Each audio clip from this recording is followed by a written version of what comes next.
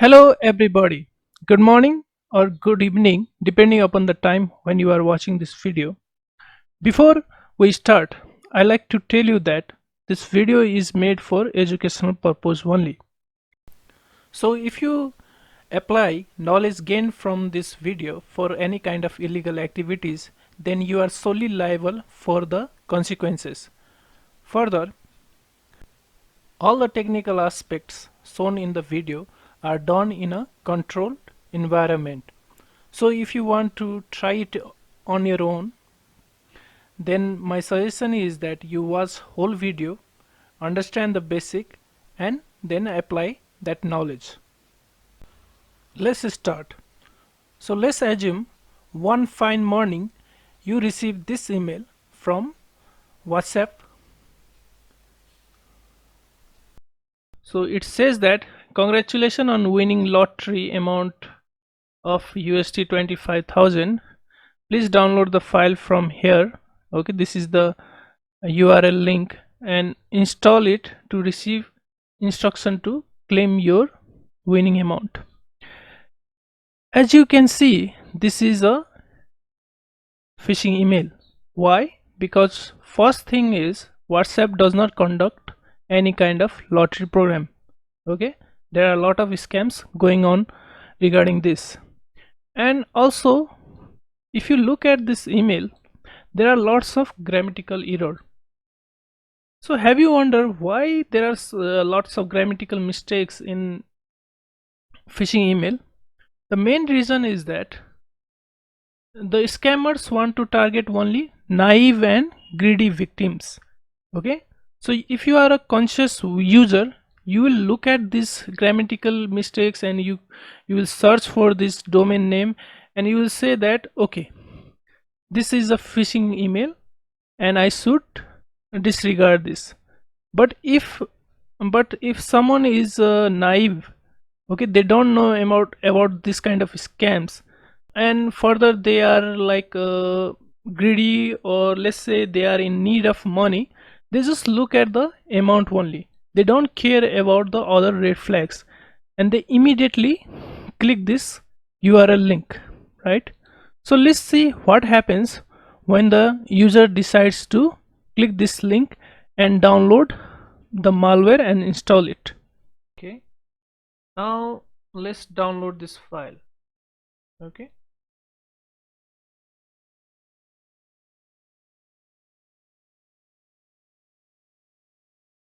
so this is a very simple demonstration. In real life this can be very complicated, however the method is very similar. So now the victim has downloaded this file. You will extract to a folder. So now the victim has this file. Okay, okay, so you can see here logo of WhatsApp and other bunch of random files, which victim is not concerned, because he is more concerned on getting that reward amount. He is more eager to click this and install the file.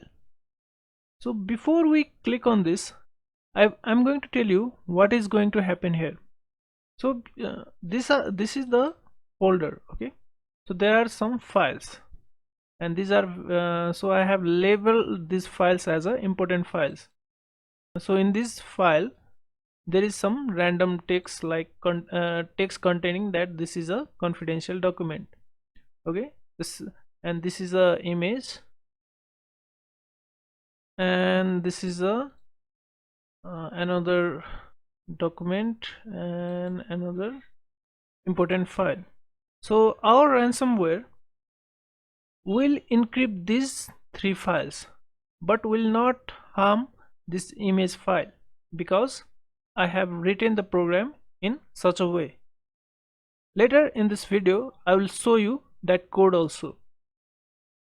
Okay, so now victim is ready to install that file. Watch carefully what will happen once the victim click this exe file.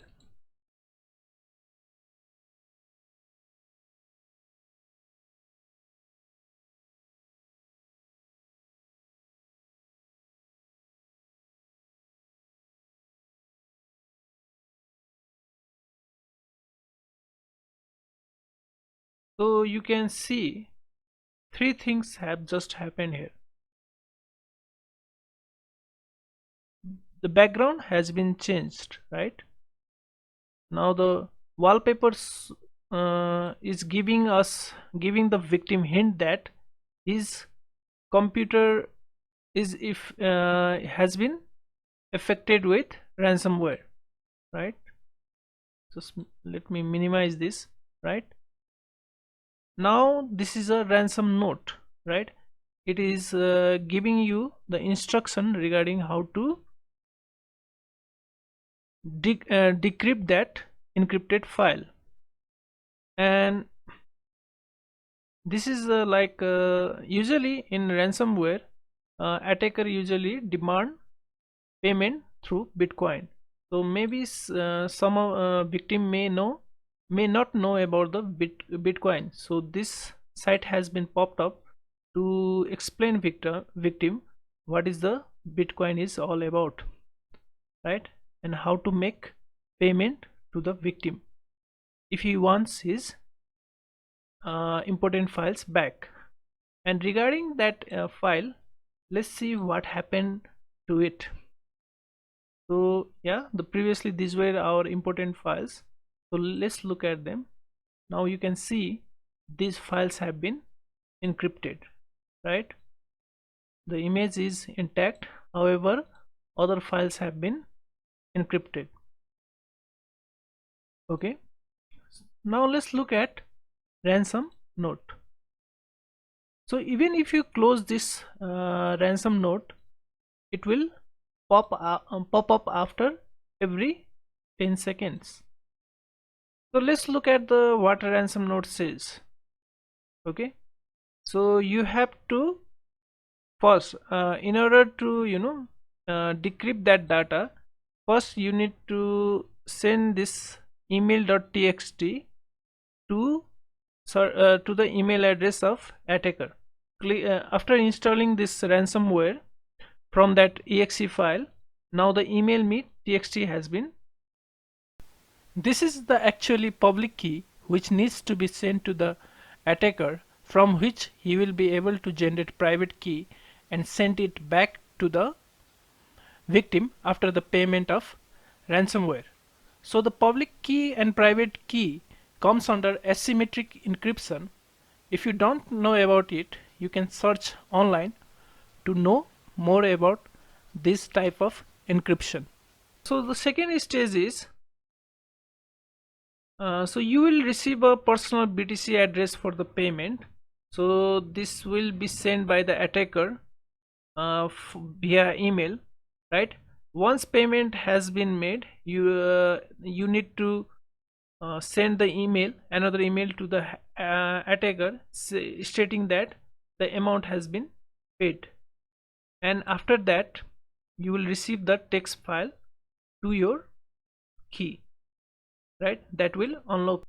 Let's look at what we are going to learn in this video. We'll start with the short history of ransomware and what ransomware is all about. Let's look at what we are going to learn in this video. We'll start with the history of ransomware, how it started, and we'll also talk about and what ransomware is exactly is. Why ransomware? We'll also talk about why ransomware is so dangerous. We'll also look at how money laundering is done by attackers for the ransomware payment received from their victim. We'll also look at the new terminology, ransomware as a service. So if you are making the ransomware payment and you think that everything will be all right, guess what? There might be some legal implication if you send ransomware payment to the sanctioned bodies, right? And you need to be aware of this, otherwise you may have to suffer legal liabilities.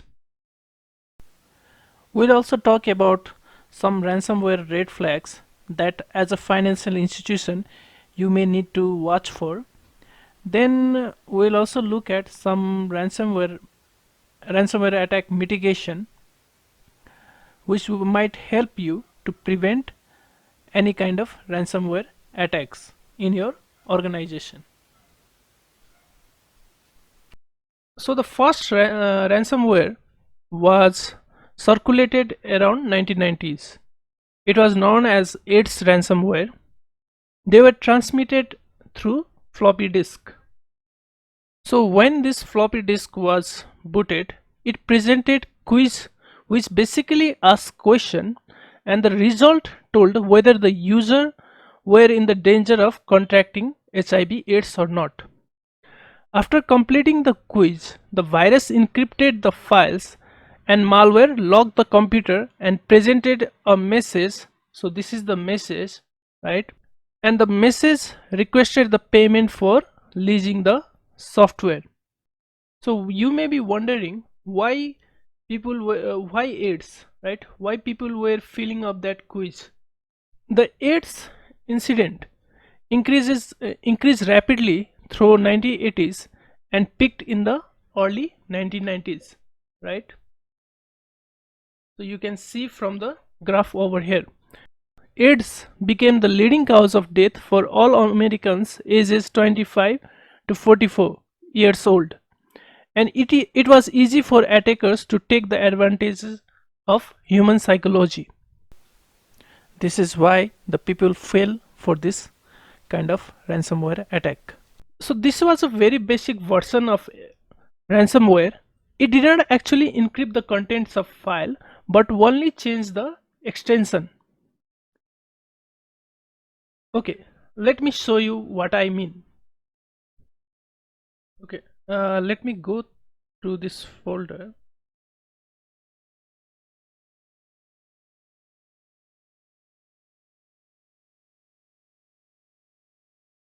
So this is an image file, right?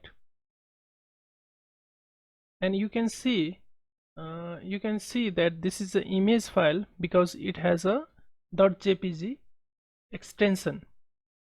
Now what this malware did was it actually changes the extension of this file to something else. So can write txt for example. Okay, so after changing the extension of this file name, you can see that the logo of the file name has changed. Now this file is now in an encrypted form, right? You can see from here you cannot access you cannot now access the original image. So yeah, you could restore these file names by just changing its extension back to the original, right?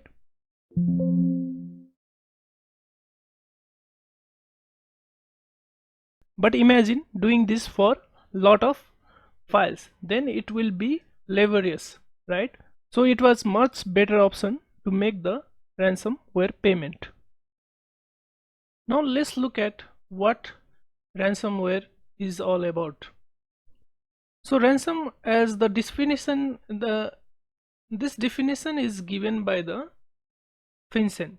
So ransomware is a form of malicious software, or you can say it is a malware designed to block access to a computer system or a data, often by encrypting data or programs on IT system to extort ransomware payments from victims in exchange for decrypting the information and restoring victims' access to the system. So ransomware is a combination of two things, right? Ransom plus malware, right? So it is a malware to encrypt the contents or files or valuable data in your system so that hackers can extort ransomware payments out of those victims. Further, beside encrypting information, perpetrators threaten to publish sensitive files belonging to the victim. So obviously you can imagine how much reputation damage this could do to any business, And further, if it is a trade secrets, then business will lose its competitive advantage. Moreover, cyber criminals are also targeting additional parties related to the initial victim, such as victims' business partners and customers. This usually comes under supply chain risk, right? An attacker usually attack that link with a poor cyber security hygiene. So meaning to say is that nobody is safe. Ransomware is a highly prevalent cybersecurity attack, as you can see from this news headline. In 2020, the reported loss was exceeding 4.1 billion. This represents a 69% increase in the total ransomware attacks. The number of ransomware incidents also continues to rise, with 2,474 incidents reported in 2020 in US alone, which represent about 20% increase in the number of incidents and a 225% increase in a ransomware demands.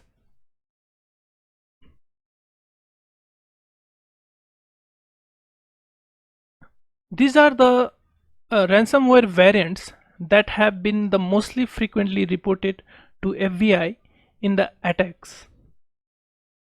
So yeah, these are the different types of ransomware attack which have been terrorizing lots of organization all over the world. And this is another important topic that we are going to discuss here. So we are discussing how the victim makes ransom payment and how this ransom payment goes through different stages until it reaches to attacker. So usually ransomware payment is demanded in the form of convertible virtual currency. So Bitcoin, Ethereum are some of the example of convertible virtual currency. So what does convertible virtual currency means? So convertible virtual currency is a cryptocurrency that can be traded for fiat currencies, or the fiat currencies are the currencies like USD, Euro, which are backed by central government.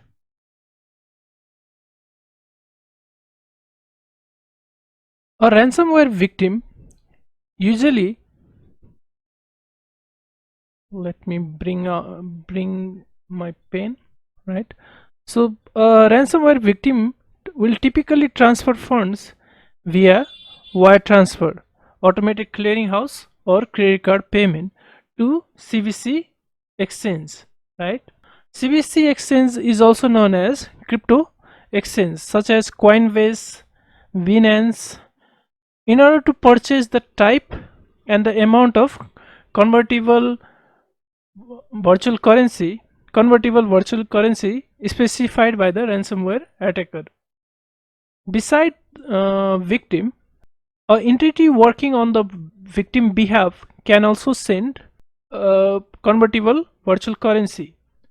They can be digital forensic and investigating response, which are the third party cybersecurity company hired to negotiate with the cyber criminal and facilitate payment to the cyber criminal and investigate the source of cybersecurity breach. Or they can be CIC or cyber insurance company. They issue policy designed to mitigate an entity losses from the variety of cyber incident such as data breaches, business interruption, and network damage. This CIC may reimburse policyholders in case of such ransomware attack. The victim has to make payment to the wallet of the attacker, usually maintained in this kind of CBC exchanges.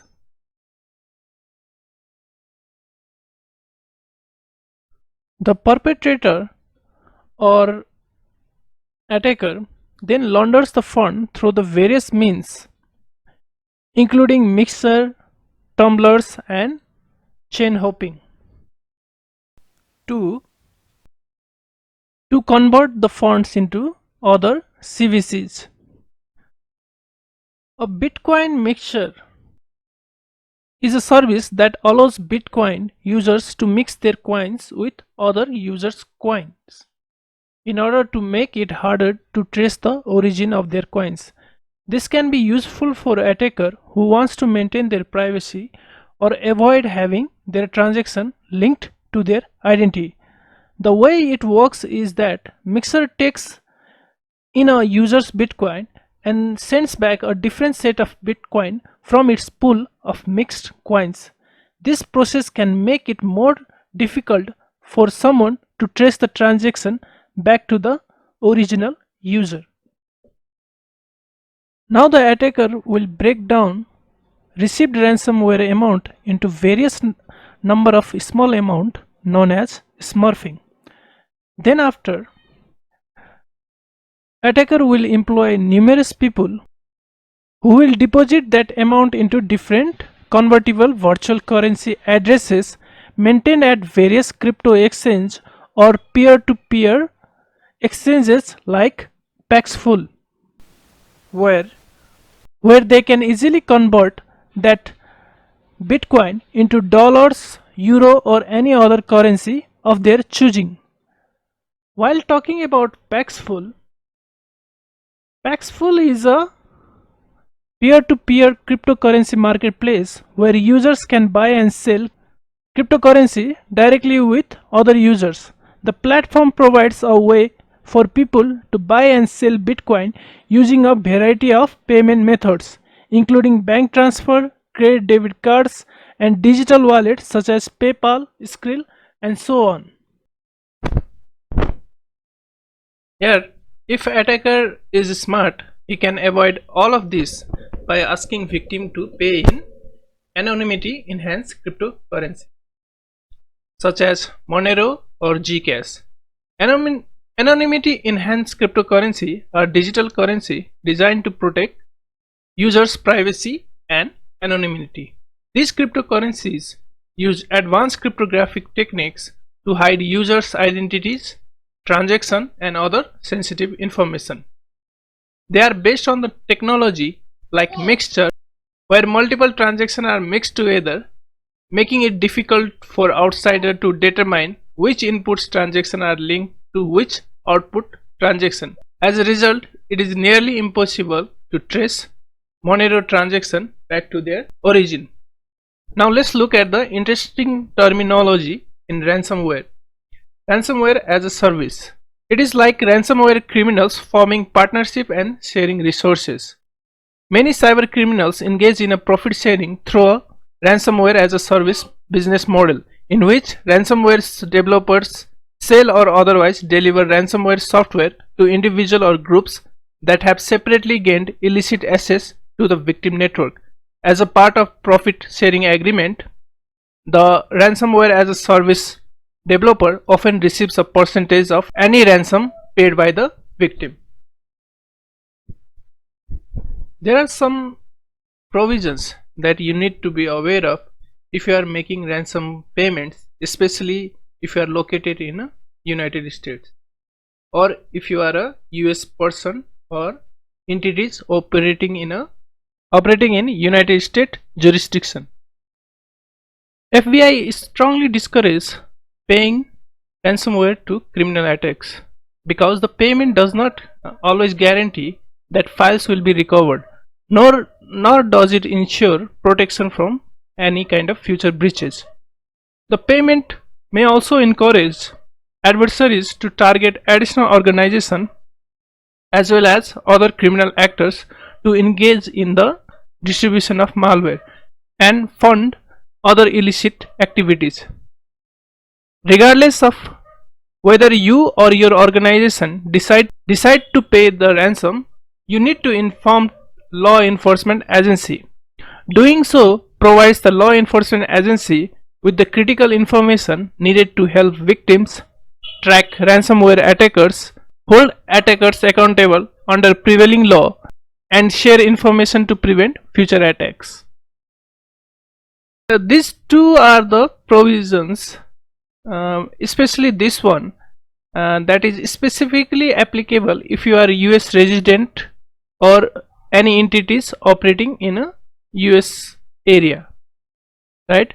So US persons are generally prohibited from engaging in any transaction directly or indirectly with individuals or entities on OFAC's specifically designated nationals and blocked person list or SDN list, as well as those covered by the comprehensive country or region embargoes such as Cuba, Crimea region of Ukraine, Iran, North Korea, and Syria.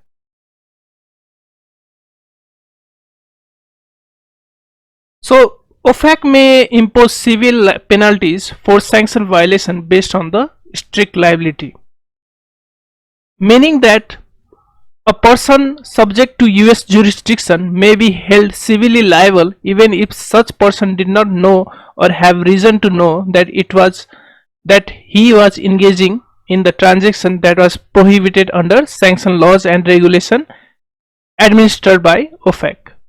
So this is the reason why you need to report ransomware attacks as soon as possible, so that you or victim may also increase the likelihood of recovering access to their data through other means such as alternative decryption tools, and in some circumstances may be able to recover some of the ransomware payment.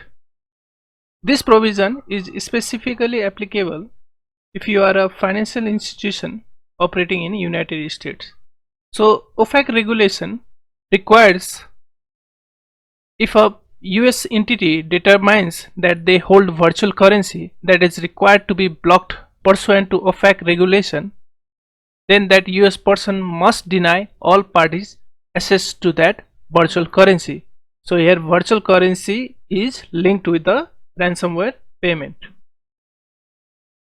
So let's talk about ransomware financial red flags. So the financial institution should be aware about these red flags while conducting any transaction on the behalf of customers. Actually, these red flags are given in the FinCEN advisory on ransomware attack. Let me show you that PDF file.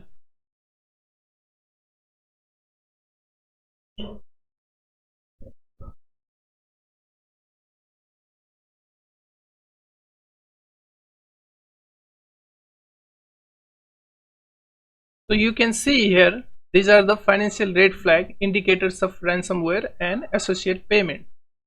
So I will give you the link in the description section below to download this file, and you can go through this document on your own. In this document there are a lot of useful information regarding ransomware and how the ransomware payment moves from victim to the attacker. So in this video I am going to explain only those red flags which are very important, which are indicative that the amount belongs to ransomware payment. Okay, let's look at the first red flag. But before that, there is no single financial red flag which is indicator of any illicit or suspicious activity.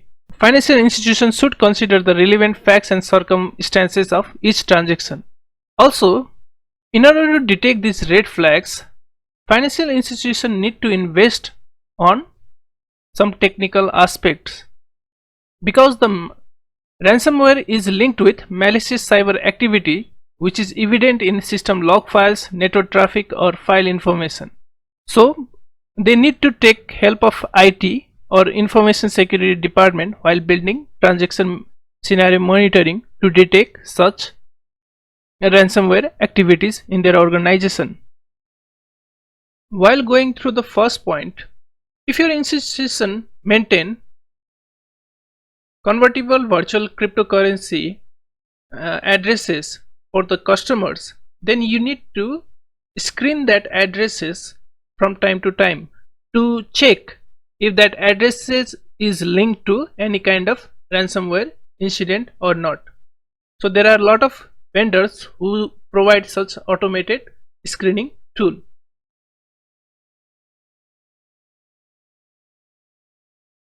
Second point is, when building your transaction monitoring system, you should always prioritize monitoring the transaction of such organization which are usually the target for which are high target for ransomware, such as education, health, and government sectors. Analyzing behavior of customer. So for example, a customer with a limited knowledge of cryptocurrency comes to your organization and wants to place a purchase order of high amount of these convertible cryptocurrencies, then it might suggest that this customer is a victim of a ransomware attack and he is purchasing those cryptocurrency to make payment to the ransomware attackers. Unusually high volume of transaction. So this is a straightforward red flag. So if you observe in any customer account there is a high volume of cryptocurrency related transaction, then that account should be treated as a suspicious. Now let's look at this fifth point. So if a customer sends his convertible virtual currency to foreign located convertible virtual currency exchange in a high risk jurisdiction which is lacking or known to have an inadequate AML safety regulation for such CVC exchange, then that is a big no, right? You need to immediately report such transaction. Rapid trades among the multiple CVC. So let's say if a customer receives CVC or convertible virtual cryptocurrency from an external wallet, immediately converts that cryptocurrency into another cryptocurrency or AECs, anonymity enhanced cryptocurrency, without any proper reason, then this means that the customer is trying to perform layering by converting those received cryptocurrency, which may be the ransom payment, to other virtual currencies. Now this is a straightforward red flag. So if a customer initiates the transfer of fund to any kind of mixing services like Tumblr, then this is a huge red flag. This clearly means that customer is trying to hide the origin of currency, hence it should be reported immediately. Now regarding filing STR, you need to take care while filing STR related to ransomware attack. So when filing STR, financial institutions should provide all the available information in STR form as well as in narrative. The valuable cyber indicators for law enforcement investigation for ransomware can include relevant email addresses, internet protocol addresses with their respective timestamps, login information with location and timestamps, CVC wallet address, mobile device information such as device international mobile equipment identity or IMEI numbers, malware hashes, malicious domains, and description and timing of suspicious electronic communications. So regarding malware hashes,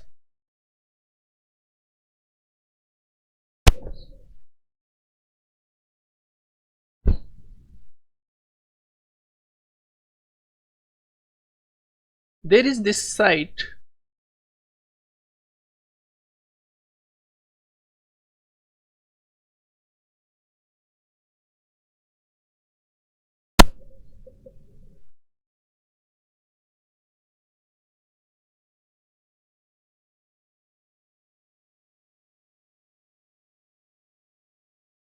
so here you can search the malware hashes of any malware including ransomware variants. And that's it for this video, but we are not done yet. In the next video, I will walk you through how to decrypt our encrypted files that I showed you earlier in this video. Then I will show you the actual ransomware code that I have used in this tutorial. I will also explain you the different pieces of that code and what function it performs. We'll also discuss about different mitigation technique to prevent ransomware attack in your organization. So there are a lot of interesting stuff coming in the next video. So please subscribe this channel to never miss any updates or those useful contents. And please do share and like this video if you found it useful and think that it might be beneficial for others. Thank you for watching and have a nice day.